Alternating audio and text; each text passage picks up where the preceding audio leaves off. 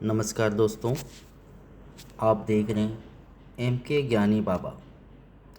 दोस्तों, फिर से एम के ज्ञानी में बहुत बहुत धन्यवाद।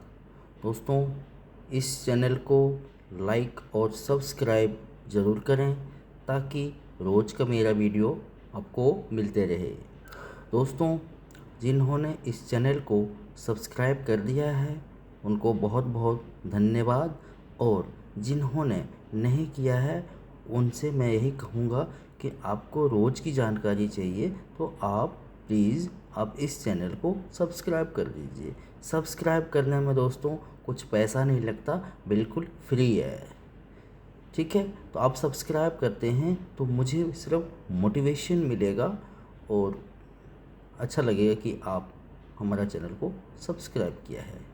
ठीक है दोस्तों, बहुत बहुत धन्यवाद। आज मैं आपको बताने वाला हूँ सेना के बारे में। भारतीय सेना में सरकार ने कुछ नया बदलाव किया है और इसमें बहुत सारे वैकेंसीज निकले हैं, तो इसके बारे में पूरा डिटेल्स में हम आपको बताने वाला हूँ। ठीक है दोस्तों। तो दोस्तों, आज मैं बताने वाला हूँ डीएनए विच आज मैं बताने वाला हूँ दोस्तों, ये योजना 3 सेनाओं की भर्तियों पर लागू होगी। इसमें ऑफिसर रैंक से नीचे जो पद होते हैं उन पर भर्तियां की जाएगी। ठीक है दोस्तों, सेना में भर्ती को लेकर भारत सरकार की एक नई स्कीम अग्निपथ के बारे में आप जानते हैं। अगर आप नहीं जानते तो आपको बता दें कि इस नए योजना के तहत अब 17.5 साल से लेकर 21 साल तक के युवाओं को सिर्फ 4 साल के लिए सेना में भर्ती किया जाएगा। इन्हें अग्निवीर का नाम दिया जाएगा। हर साल सेना के 3 अंगों में लगभग 50,000 अग्निवीरों की भर्ती होगी। इस नए कदम से भारतीय सेना की औसत आयु 32 साल से 26 साल हो जाएगी। पेंशन की खर्चा भी काफ़ी हद तक बचेगा, यानी इसमें आधुनिकीकरण भी है, पैसे की बचत भी है। इस योजना को आप 5 पॉइंट में समझ सकते हैं। आप चाहें तो ये जानकारी नोट भी कर सकते हैं। ठीक है दोस्तों, आपको पूरा डिटेल्स में बताने वाला हूँ। दोस्तों, आप इस लाइन पे जुड़े रहिए, पूरा डिटेल्स में बात करके आपको समझाऊंगा। ठीक है दोस्तों, आप अच्छे से देखिएगा।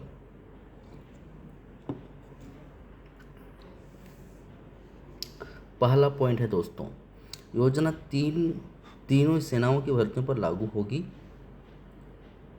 इसमें ऑफिसर रैंक से नीचे जो पद होते हैं उन पर भर्तियों की जाएगी, यानी सेना में जो नॉन कमीशन्ड रैंक होती हैं ये भर्तियां उन पदों पर होंगी। दूसरा पॉइंट, 17.5 साल से लेकर 21 साल तक के युवा इन भर्तियों के लिए आवेदन कर सकेंगे। इस प्रक्रिया के दौरान जिन लोगों का चयन होगा वो सिर्फ 4 साल तक सेना में अपनी सेवाएं देंगे, यानी सेना में जब जो नौकरी होगा वो सिर्फ 4 वर्षों की होगी। इन 4 वर्षों में शुरुआत के 6 महीने उन्हें ट्रेनिंग दी जाएगी, जबकि 3.5 साल वो सेना में बतौर अलग अलग पदों पर अपनी जिम्मेदारी निभाएंगे।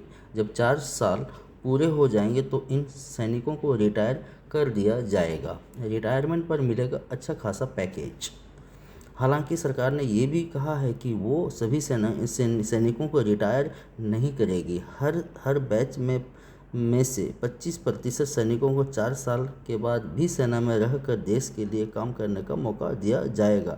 आप इसे समझिए कि अगर सरकार ने एक बैच में 20,000 सैनिकों की भर्ती की है तो इसमें से 5,000 सैनिक 4 साल के बाद भी सेना में रह सकेंगे, जबकि 15,000 सैनिक 4 साल के बाद रिटायर हो जाएंगे।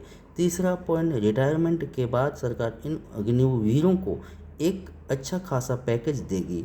इसीलिए अब आप ये देखिए कि इन सैनिकों को सैलरी कितनी मिलेगी और इनका रिटायरमेंट पैकेज क्या होगा। ठीक है दोस्तों, तो इसको पूरा डिटेल्स में हम आपको बात करेंगे, सैलरी पैकेज क्या होगा, सारी चीज़ें। तो आप जुड़े रहिए, इस चैनल को लाइक और सब्सक्राइब कर दीजिए। कैसे होगा सैलरी स्ट्रक्चर? पहला साल में इन अग्निवीरों को हर महीने 3,000 रुपये सैलरी मिलेगी, जिसमें से 30,000 रुपये सैलरी मिलेगी, जिसमें से 21,000 इन्हें नगद मिलेंगे और 9,000 रुपये यानी सैलरी का 30% हिस्सा इनके रिटायरमेंट फंड में जमा हो जाएगा। दूसरे वर्ष हर महीने 33,000 रुपये, तीसरे वर्ष में 36,500 रुपये और चौथे वर्ष में हर महीने 40,000 रुपये वेतन मिलेगी, जिसमें से 12,000 रुपये हर महीने रिटायरमेंट फंड में चले जाएंगे। यानी जो इन हैंड सैलरी होगी वो पहले साल में 21,000 रुपये होगी और चौथे साल में 28,000 रुपये पहुँच जाएंगी 4 साल के बाद। सरकार अग्निवीरों को रिटायरमेंट के तौर पर एक विशेष पैकेज देगी, जिससे उसने सेवा निधि पैकेज का नाम दिया है। इसके तहत हर सैनिक को 11,71,000 रुपये दिए जाएंगे। इनमें आधा पैसा अग्निवीरों की सैलरी से जमा होगा और आधा पैसा सरकार की तरफ से दिया जाएगा। इसके अलावा इस पैसे पर ब्याज भी दिया जाएगा। हालांकि इन अग्निवीरों को पेंशन की सुविधा नहीं मिलेगी। ठीक है दोस्तों।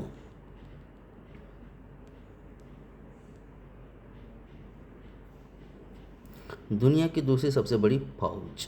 चौथा पॉइंट, इस योजना के तहत सेना के 3 अंगों में हर साल 2 बार भर्तियां निकाली जाएंगी। इस साल सरकार ने 46,000 अग्निवीरों को भर्ती लक्ष्य रखा है। अगले वर्ष से लगभग 50,000 भर्तियां हर साल होंगी। अभी तीनों सेनाओं में नॉन कमीशन रैंक जैसे हवलदार, नायक और लांस नायक जैसे 1,25,000 पद खाली हैं। हालांकि इनमें कुछ पद जूनियर कमीशन ऑफिसर के भी हैं। इसके अलावा कमीशन्ड ऑफिसर के लगभग 10,000 पद सेना के तीनों अंगों में खाली हैं, जिन्हें सरकार ने अगले कुछ वर्षों में भरने का लक्ष्य रखा है। इस समय भारत के पास दुनिया की दूसरी सबसे बड़ी सेना है। चीन के पास 20 लाख सैनिकों की फौज है और भारत के पास 14 लाख सैनिकों की फौज है। अमेरिका के पास 13,90,000 सैनिक हैं और एशिया के पास 8.5 लाख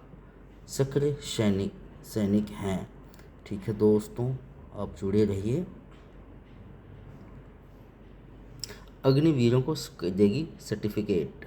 सरकार ने यह भी कहा है कि वो इन अग्निवीरों को एक सर्टिफिकेट देगी, जिसके आधार पर उन्हें अपना कारोबार शुरू करने के लिए बैंकों से आसानी से लोन मिल सकेगा। इसके अलावा प्राइवेट क्षेत्र में भी उन्हें आसानी से नौकरियां मिल जाएंगी। आखिरी पॉइंट से ये भर्तियां ऑल इंडिया मेरिट बेसिस पर होंगी।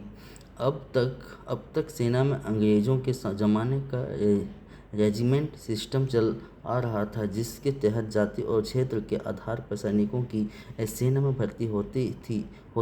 जैसे मराठा रेजिमेंट हैं, जाट रेजिमेंट हैं, सिख रेजिमेंट हैं, गोरखा और राजपूत रेजिमेंट भी हैं। अब तक इन रेजिमेंट में भर्ती के लिए जाति और क्षेत्र को महत्व दिया जाता था, लेकिन अब ऐसा नहीं होगा। अब भारत का कोई भी नागरिक किसी भी रेजिमेंट में भर्ती हो सकेगा। सरकार ने कहा है कि अगले 10 वर्षों में सेना से अंग्रेज़ों के ज़माने का रेजिमेंट सिस्टम ख़त्म हो जाएगा और सेना में अब तक का ये सबसे बड़ा बदलाव होगा। दोस्तों, ये तो बहुत ही अच्छी बात है। जो सेना में जॉब करने के लिए सपना देख रहे होंगे, सैनिक बनना चाह रहे होंगे, उनके लिए बहुत ही अच्छी बात है। ठीक है दोस्तों, अब अपने मन में ये सवाल भी होगा कि आखिर इस योजना की जरूरत क्या थी। तो अब आपको इसके पीछे की सोच बताते हैं। इससे भारतीय सैनिकों की औसत उम्र कम हो जाएगी। सेना में ज़्यादा से ज़्यादा युवा अपनी सेवाएं दे सकेगी। उनकी क्षमता ज़्यादा होगी, वो ज़्यादा प्रोडक्टिव होंगे और ज़्यादा से ज़्यादा युवाओं को सेना में काम करने का अवसर मिलेगा। अभी भारतीय सैनिकों की औसत उम्र 32 साल हैं, जबकि अमेरिका के सैनिकों की औसत उम्र 27 साल है और ब्रिटेन के सैनिकों की औसत उम्र 30 साल है। यानी हमारे सैनिकों की औसत उम्र इन देशों के सैनिकों से ज़्यादा है। लेकिन इस योजना की मदद से अगले कुछ वर्षों में भारतीय सैनिकों की औसत उम्र 32 से 26 हो जाएगी। सेना किसी भी देश के लिए उसकी रीढ़ होती है और ये रीढ़ कमज़ोर हो तो देश अपने दुश्मन का मजबूती से मुकाबला नहीं कर सकता। इसीलिए सेना में देश के युवाओं को मौका देना एक क्रांतिकारी सोच है। बहुत ही अच्छी बात है दोस्तों। सरकार ने हमारे लिए, हम सब के लिए बहुत अच्छी सोच रही है। ठीक है दोस्तों, आप इन सब चीज़ों को ध्यान में रखते हुए आप जितना जल्दी हो सके आप अप्लाई कीजिएगा और अपना दोस्तों को भी जागरूक कीजिएगा।